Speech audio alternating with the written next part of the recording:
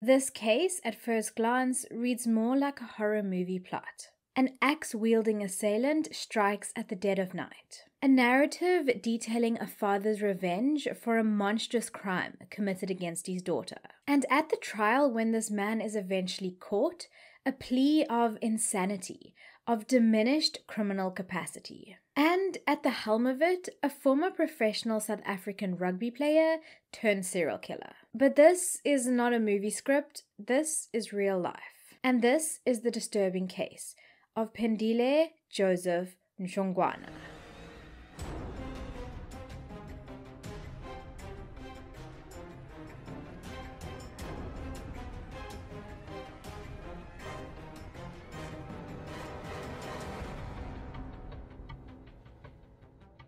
Hello and welcome back to Makeup Mayhem True Crime with me, your host, Bella Monsoon. So just some quick points before we get started because it's been a hot minute and so much has been happening. First of all, I want to say a massive thank you for all the beautiful birthday messages I received.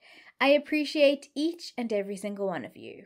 Next up, my online store is going to be up and running on my website next week. And no, I'm not selling merch just yet, but I have some really special and exciting things that I've been working on, and I literally cannot wait to share them with you. I really want to spill the beans, but I'm thinking I should wait, or else I could always post a different video chatting about what's been going on.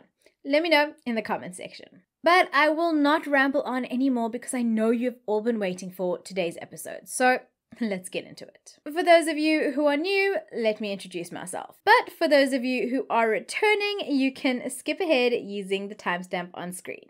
So here it is in a nutshell. I'm a mental health professional who just so happens to be obsessed with makeup, true crime, and uncovering the motives that drive people to do what they do. So what this means is that every single week I post a brand new video looking at a real life crime from a psychological viewpoint. During these episodes, I also try to share psychological knowledge and concepts that you may or may not be aware of in an easy to understand format. So if all of that is right up your alley, then please do consider subscribing and joining the Bellaboo family.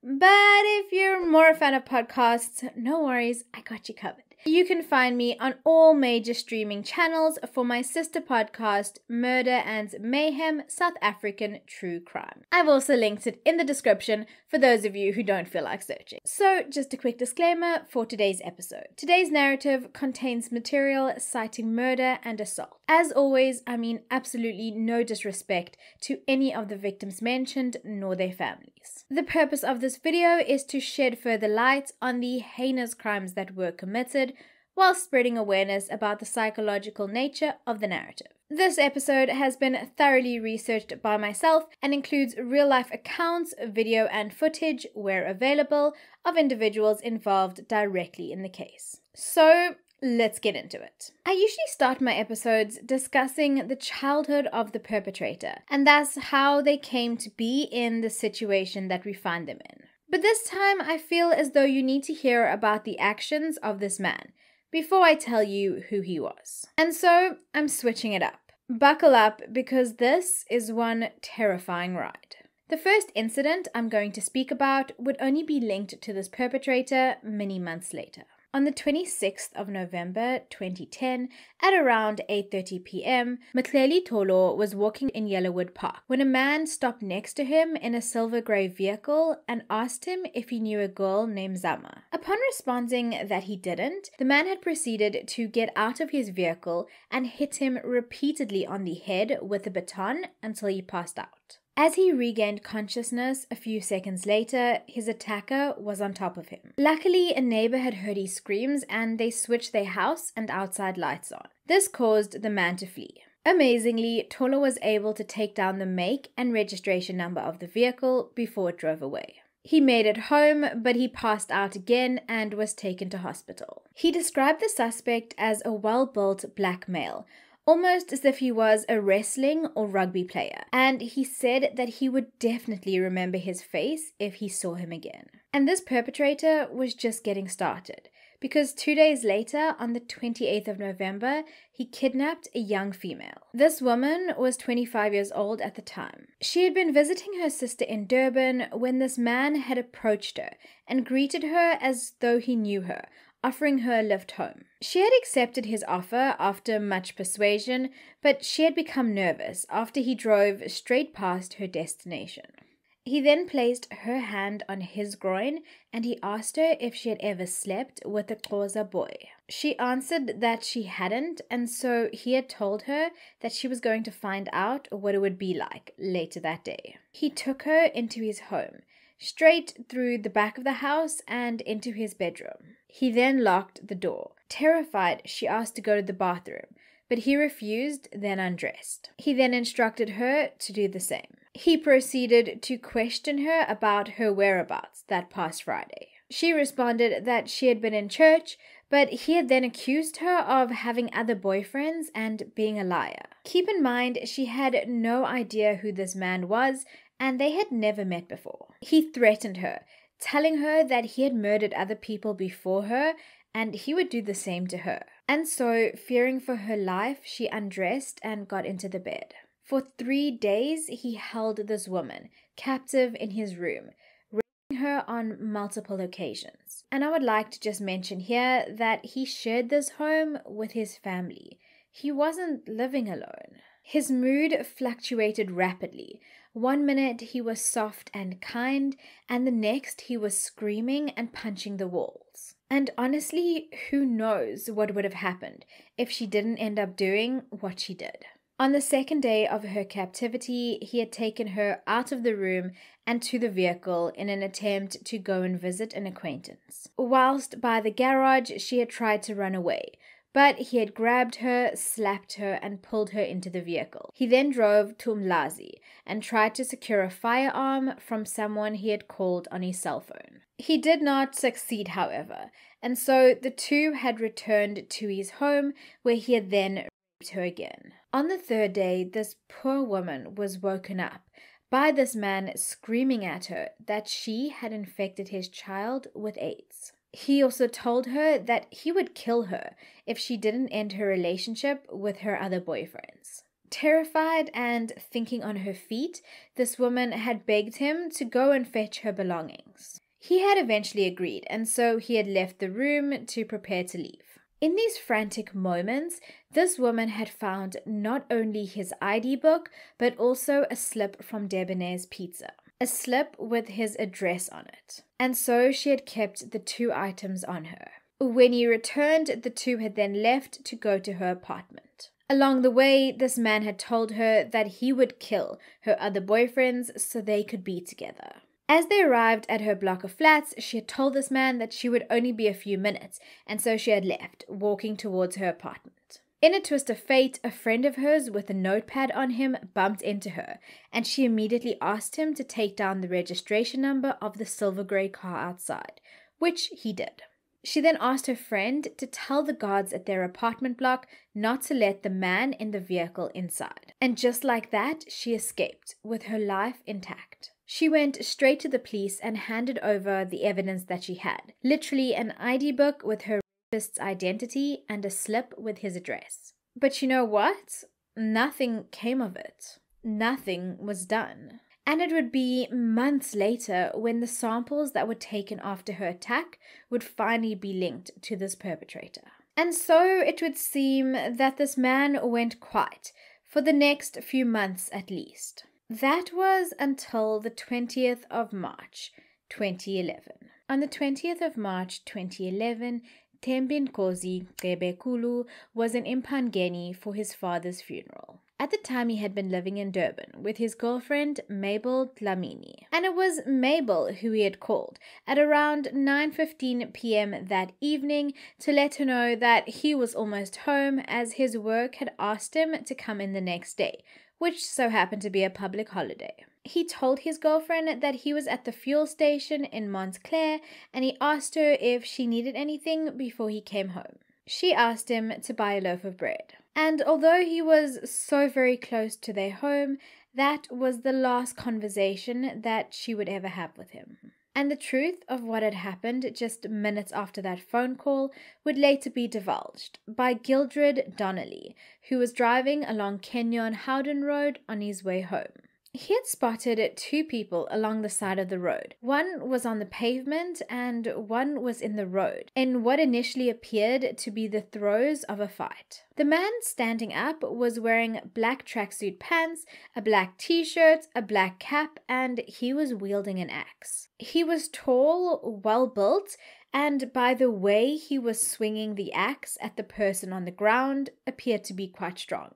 Yeah, you heard me correctly. Donnelly would later describe the body as almost bouncing from the blows that it was receiving. Donnelly, in pure shock, continued to drive home and once there, immediately called the police. He then returned to the scene of the crime where he found another man who had stopped. This man was Peter Goldie. He had also been driving home when he spotted a commotion on the side of the road. Initially, he had thought it was a snake that was being beaten, but as he approached and got closer, he saw it was a larger object, and so he thought that it may be a dog. However, as he drove past the scene, he realized that it was a human being.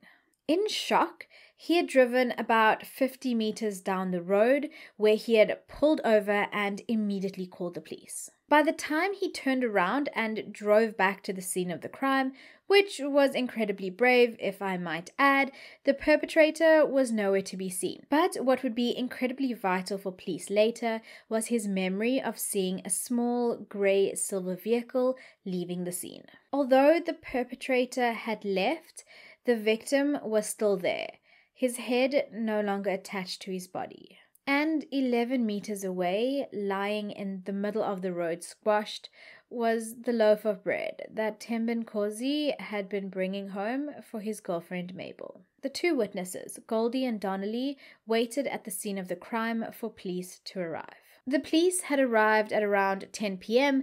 and they processed the scene of the crime, speaking to the witnesses and getting a thorough and detailed description of what they had seen. Also, at around 10 p.m., Mabel had become incredibly worried, as her boyfriend should have been home by that time, seeing as he was just a suburb or two over. So she did what any normal person would. She called her boyfriend. An officer on the scene had heard the phone ringing, and so he had answered it. He then proceeded to tell Mabel that he was a police officer, that her boyfriend was with him, and that he would bring him to her shortly.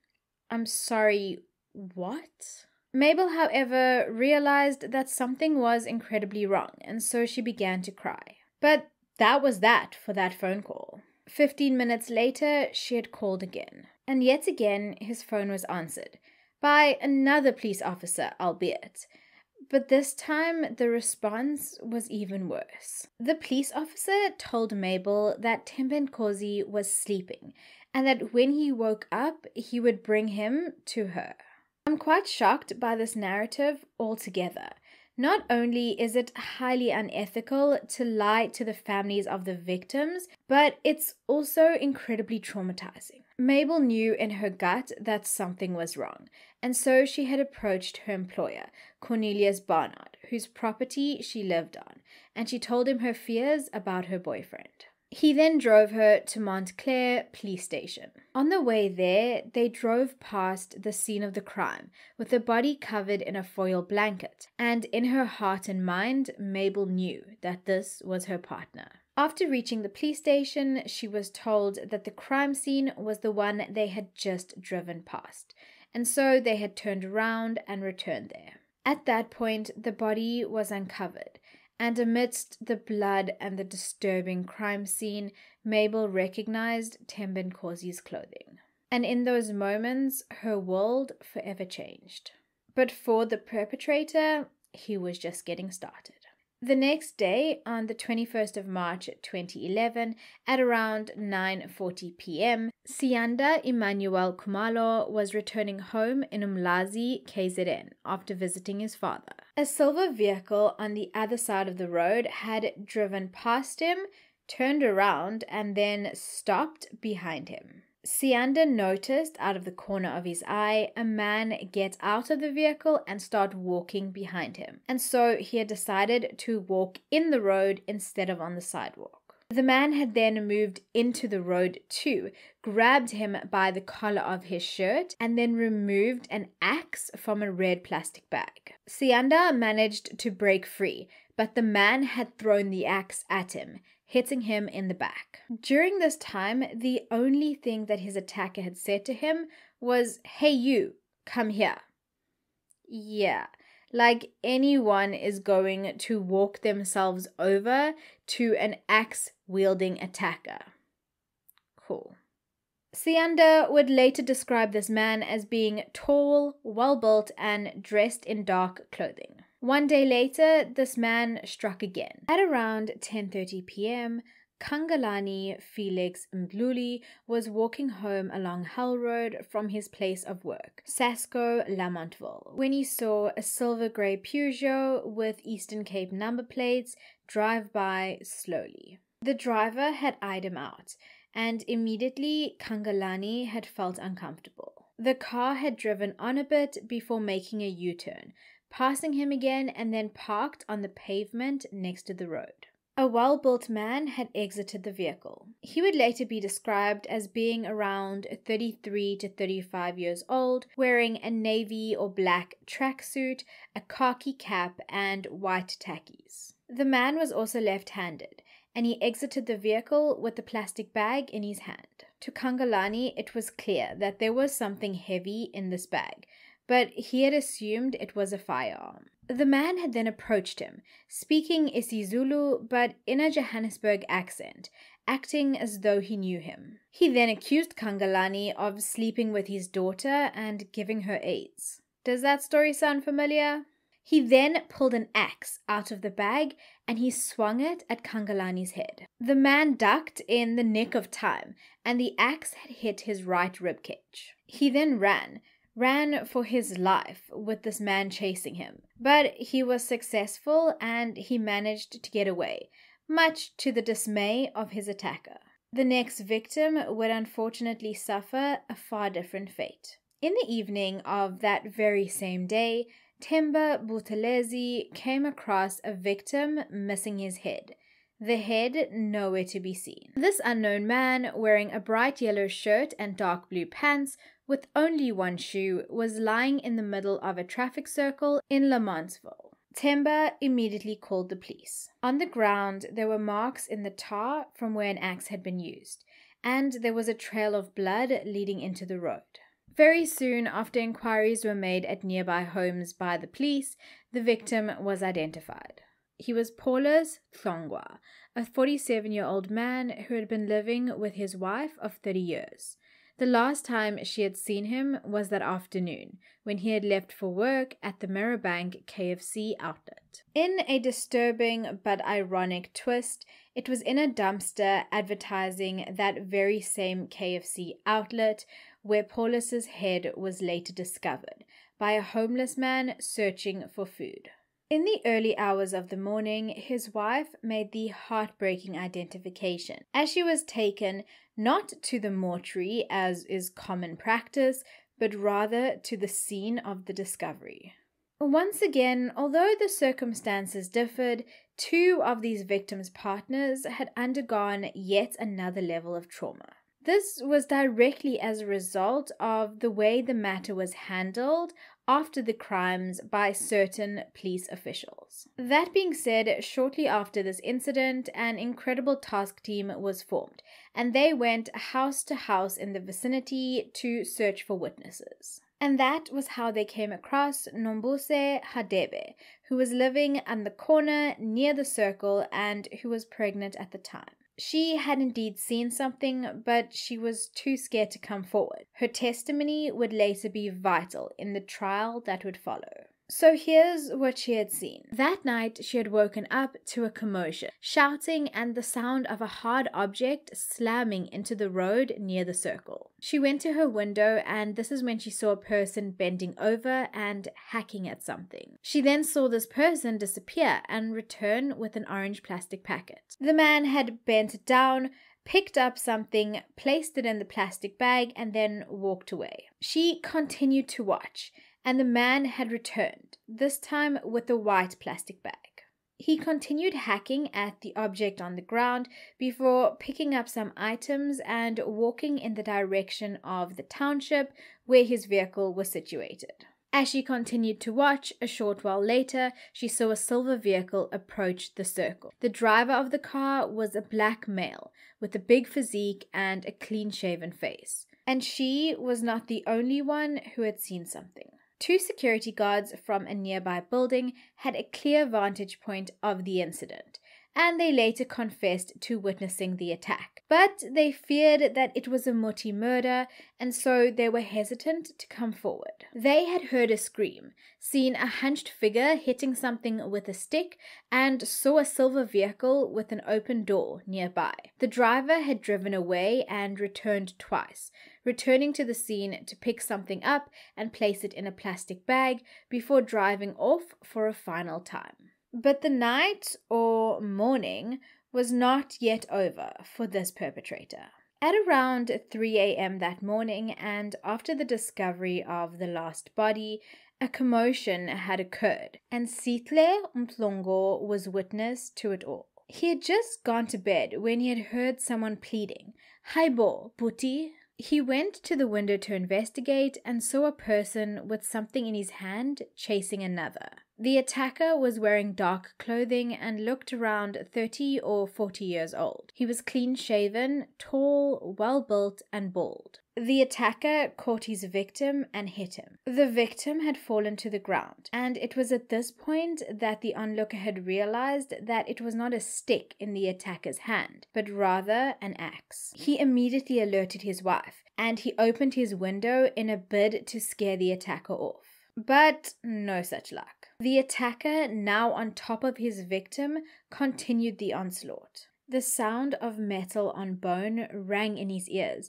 as he called out, "Hey, wena, wenzani," which basically translates to, "Hey you, what are you doing?" This appeared to work, as the attack stopped and the attacker turned around, ran to the onlooker's building before changing his mind and running in the direction of the town. Phindile then called 10111, the emergency response line for the police in South Africa. The victim would later be identified as Simon Makosonke Ngidi. Up until this point, there had not been much about the attacks in the media. This, however, changed on the 27th of March, when the Sunday Tribune ran a front-page article on the grisly killing spree. It mentioned that there was an axe-wielding father on a mission to seek revenge for the rape and HIV infection of his daughter. Not only were police officials quoted, but the journalists had also approached and interviewed one of the surviving victims. And so the exact MO of the attacks and other pertinent information was leaked into the public domain. And then an online news network shared a similar story. And I don't need to tell you twice how I feel about irresponsible journalism. That could be a whole episode on its own. Let me briefly explain why I say what I say. Not only is there the risk of copycat killers creating and mimicking these crimes and crime scenes, thus making it harder to find the real perpetrator, but also these articles can also potentially interfere with the confessions of the suspects. I mean, they could say that they're only confessing based on what they've read in the newspapers. Or you even get cases where individuals who did not commit these crimes will issue full confessions just going off the information they've seen in the media. It's a thing.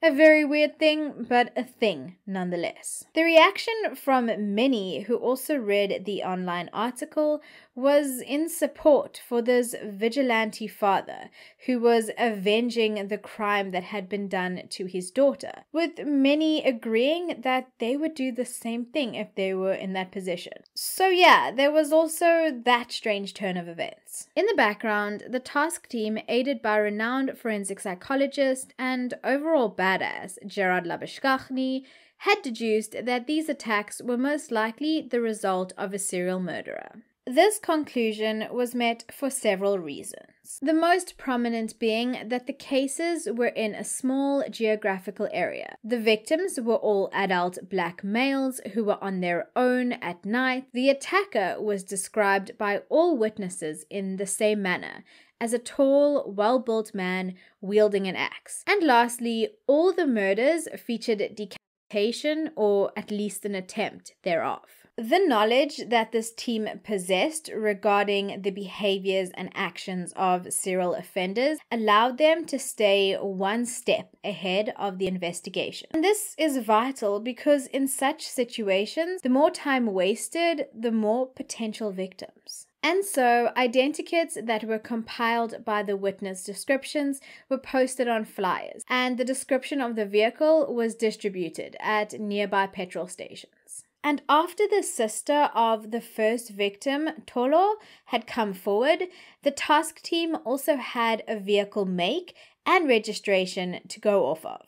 And so they tracked it to its registered owner, Mrs. Letlaka, who lived in Yellowwood Park. And on the 28th of March, everything came to a head. After the team had approached the neighbors next door, it was established that there was a well-built African male, who very well could be a rugby player, living in that home. And so a group of around 20 policemen proceeded to the premises. Most of them approached the front of the home, but 2 officers went to the back. And it's a good thing they did, because as the police officials knocked on the front door, the back door swung open and the 2 men came face to face with a huge, hulking figure.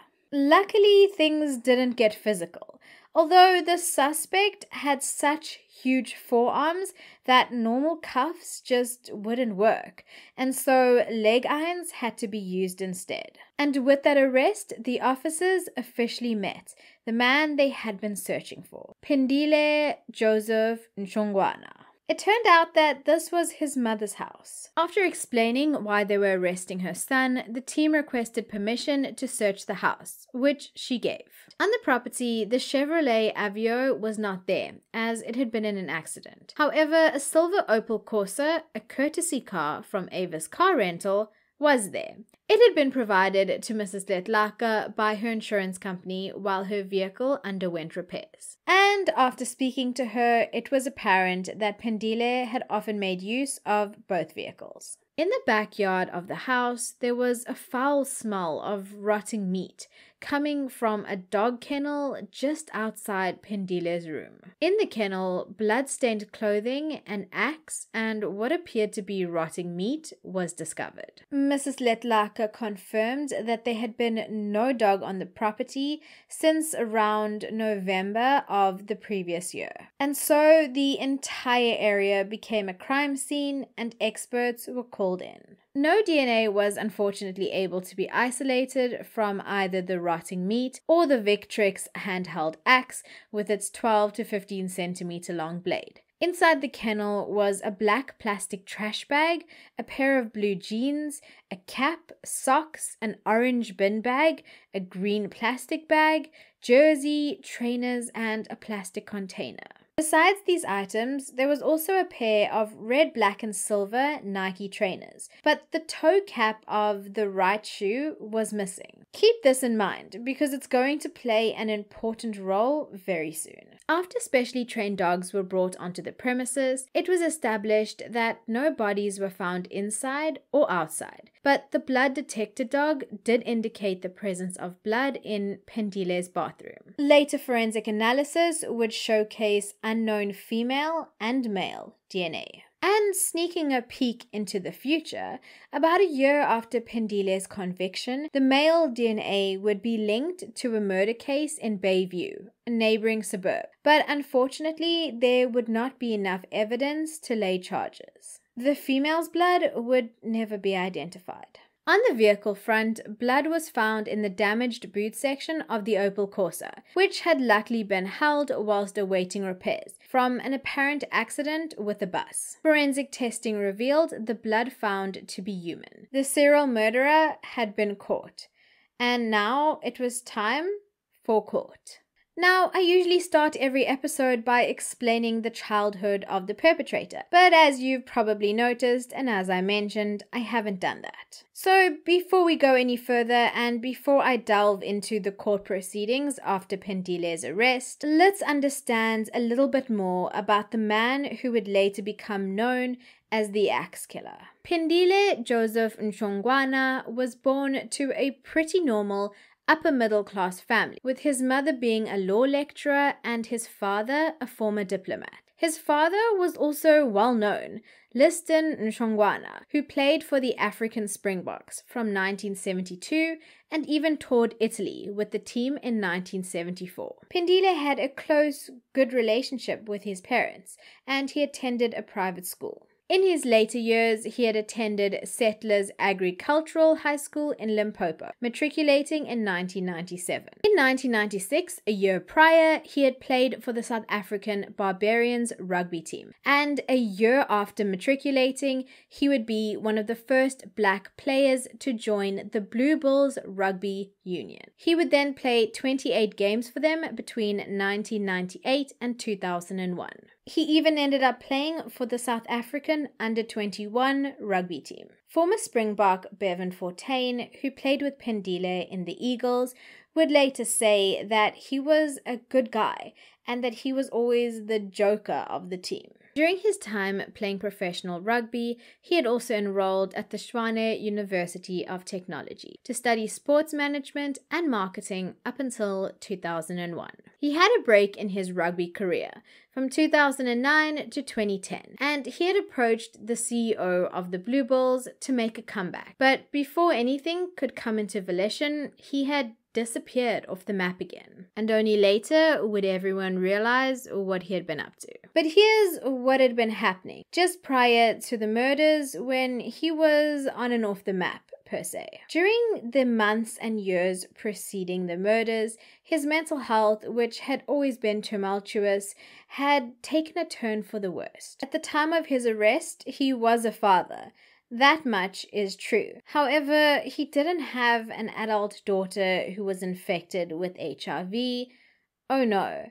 He was the father to a 5-year-old boy. And so when all of this came to light, his mental health took the spotlight. It would begin with his diagnoses. In 2009, he was diagnosed at R.K. Khan Hospital with schizoaffective disorder, bipolar type. So, a very quick explanation for the listeners who are not familiar with this diagnosis. In essence, schizoaffective disorder is a combination of symptoms of schizophrenia combined with symptoms of a mood disorder, such as depression or bipolar disorder. The schizophrenia symptoms only appear when the mood disorder symptoms are not present. The symptoms similar to schizophrenia experienced are often classed into 3 main groups: positive, negative, and behavioral symptoms. Positive symptoms do not denote good symptoms per se, but rather allude to symptoms that are not normally present and those related to psychosis. This would be hallucinations, audio or visual in nature,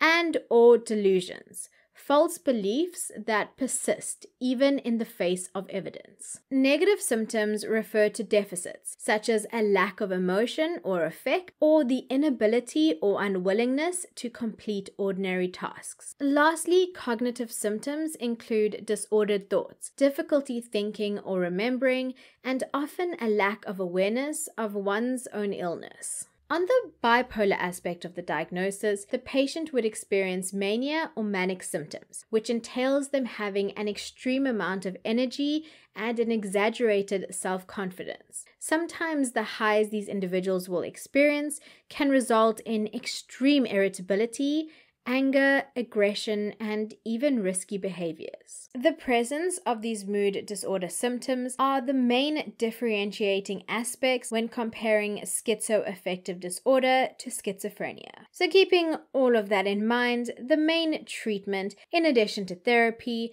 would be antipsychotics for the schizophrenia-like symptoms, as well as mood stabilizers to balance the emotions experienced as a result of the extreme moods. These groups of medications are often taken together. But back to Phindile. it appears that he did not stick to his prescribed medication. And so the following year, in July of 2010, he was readmitted to RK Khan Hospital. According to the hospital notes, he seemed to be experiencing persecutory or paranoid delusions, an elevated mood, and overactivity. He was then transferred to King George V Hospital, but he absconded from the ambulance and somehow managed to make his way to Cape Town, where he stayed with a family member. In August of that year, he was admitted to Valkenburg Psychiatric Hospital and once again diagnosed with bipolar mood disorder. He was discharged the following month, and so he had made his way back to Durban. In December of 2010, he was once again admitted to King George V Hospital with symptoms such as auditory hallucinations, persecutory delusions, and poor sleep. A month later, he was discharged. The last diagnosis on his record prior to the discharge: schizoaffective disorder, bipolar type, most recent episode mania with psychotic features. However, upon being discharged in January, he was found to be stable and there were no reports of aggressive or inappropriate behavior. His mother was only concerned that he was isolating himself. He did, however, visit the hospital on 2 occasions for his follow-up appointments, namely the 17th of January and the 14th of Feb. Now, remember the situation where he had locked the young woman in his room? Well, in February, he had spoken to the psychiatrist and told her of the incident. His mother, who obviously knew this narrative, had brushed the entire thing off, saying that his girlfriend had probably just misunderstood his intentions. The psychiatrist deduced that his behavior was probably just due to his persecution complex. And so, life went on. And Phindile would go on to wreak havoc in the area, right up until his arrest. Which brings us back to the court proceedings. After the news hit the media, the community were up in arms, protesting at Phindile receiving bail. National Police Commissioner at the time, Becky Cele, was publicly congratulating the task team that helped capture this serial killer. But little did everyone know, whilst Phindile sat in prison awaiting his trial, yet another victim was still to be discovered.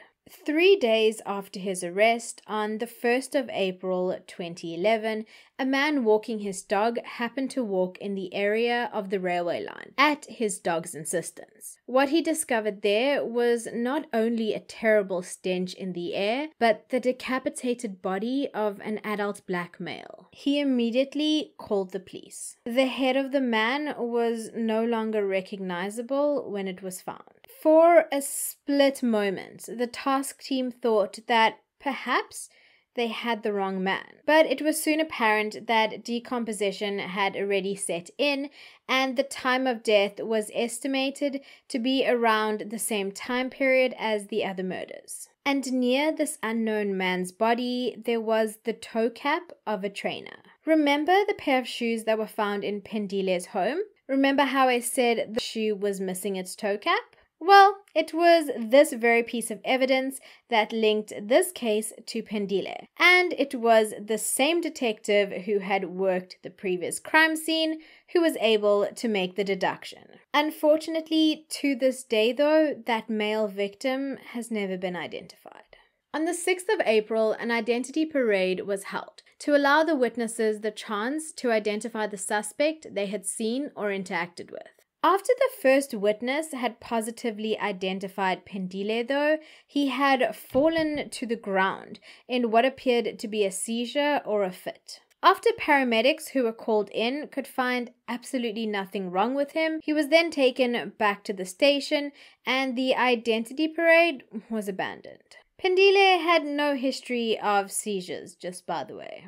And unfortunately, that single positive identification would not make its way into later court records. And so it did appear that the right man had been caught and the trial was set to proceed in November of 2011. But first, Because of Phindile's history, a hearing into whether he was competent to stand trial, as well as to be held accountable for his actions, had to take place. In simple terms, can the accused understand the proceedings, thus allowing him to consult with his lawyer and prepare his defense? And in terms of accountability, was there a mental illness that was present at the time of the crimes that affected his ability to understand right from wrong and thus act accordingly? From the 24th of June to the 21st of July 2011, Phindile was under observation at Fort Napier Psychiatric Hospital. He was assessed by 3 psychiatrists and a psychologist. Yep. In this case, the aim was to be thorough. One of the professionals, Dr. John Dunn, stated that he concurred with the schizoaffective disorder bipolar type diagnosis. He found Phindile fit to stand trial and stated from the available facts there was no evidence to indicate that Phindile was not completely aware of his actions and behavior at the time of the attacks. Dr. Bertram Brayshaw's report stated the same diagnosis, although he said paranoid schizophrenia could not be excluded. He added that Phindile was intelligent and articulate, polite and cooperative. He stated that he was also fit to stand trial. However, when it came to criminal capacity and accountability, he was reluctant to express an opinion due to insufficient independent information about Phindile's behavior at the time. Dr. Subaya Mudli would report the same diagnosis as the other doctors, and he found Phindile capable of understanding court proceedings. He too, however, stated he lacked enough information to comment on Phindile's criminal capacity at the time of the murders. Professor Anthony Pillay, the clinical psychologist, did not make a diagnosis in his report, but he stated although Phindile was fit to stand trial, Phindile's mental disorder very likely impaired his reasoning ability and ability to respond to others in his environment. And so, although a consensus on criminal capacity was not reached, by the end of the pre-trial investigation, around February of 2012, Phindile was found fit to stand trial. During the trial, DNA of the kidnapped female victim was showcased, along with DNA from the Opel Corsa, which matched one of the victims, Paulus. The blood of Simon Ngidi was also found in the vehicle. The forensic pathologist who conducted post-mortem examinations on the victims, after being presented with an identical axe to the one Phindile had used, was able to confidently say that the wounds were consistent with such a weapon.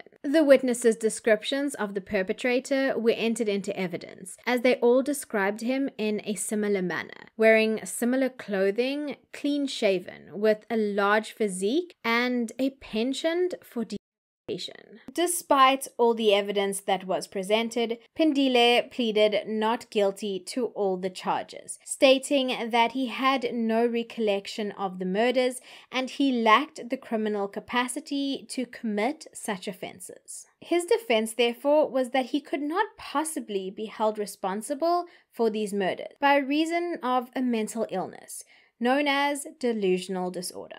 The trial that had begun on the 19th of November had all state testimony and evidence concluded on the 22nd of April 2013, but it would take another year before the case was finalized. Phindile's defense lawyer brought up all kinds of strange objections during this time, from accusations of manipulated crime scene photographs to issues with the prosecution team raising valid objections. He would also go on to accuse the victim who was raped of lying and making up events. Yeah, I kid you not. For Phindile's defense, 2 witnesses were called: Phindile's sister and a specialist psychiatrist. His sister spoke about how she experienced his mental illness. She would go on to state how in the period leading up to the murders, his behavior was inconsistent. She stated, "Sometimes he phases between someone we know and being a complete stranger."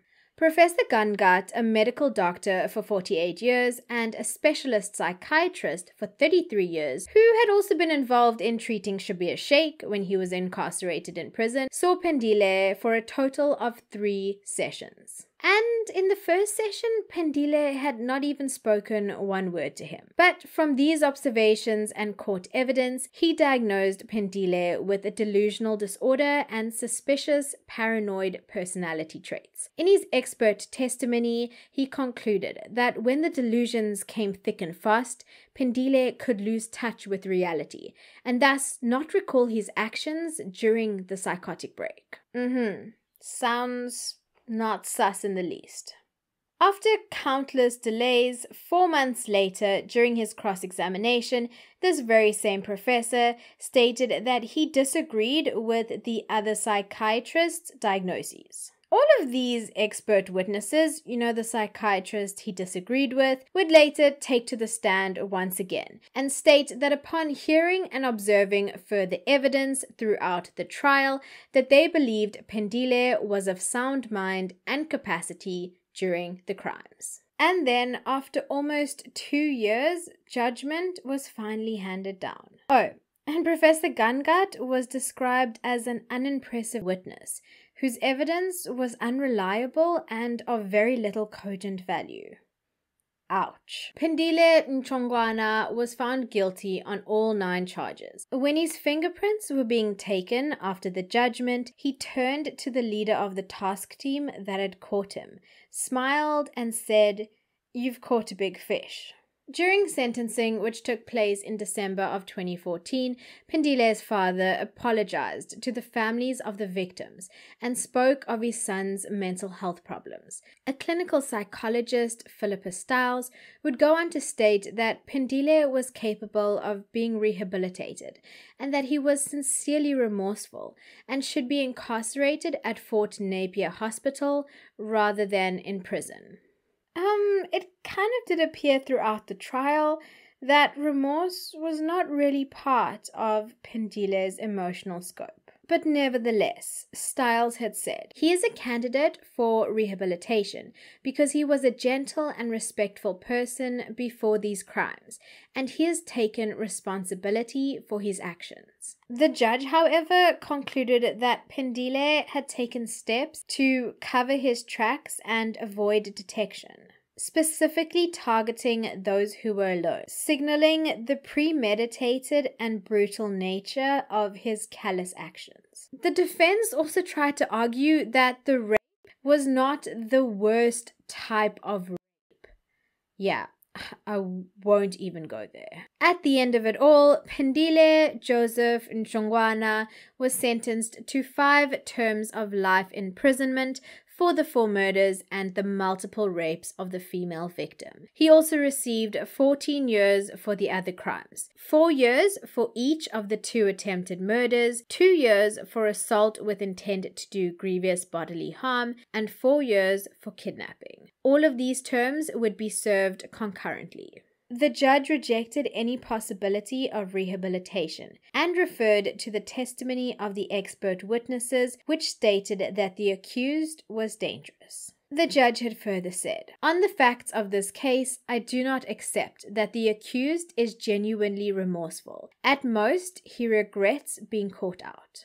And so one would believe that that was that, right? Wrong. In 2015, Phindile's mother submitted an application for him to be admitted to a mental institution instead of being kept in prison.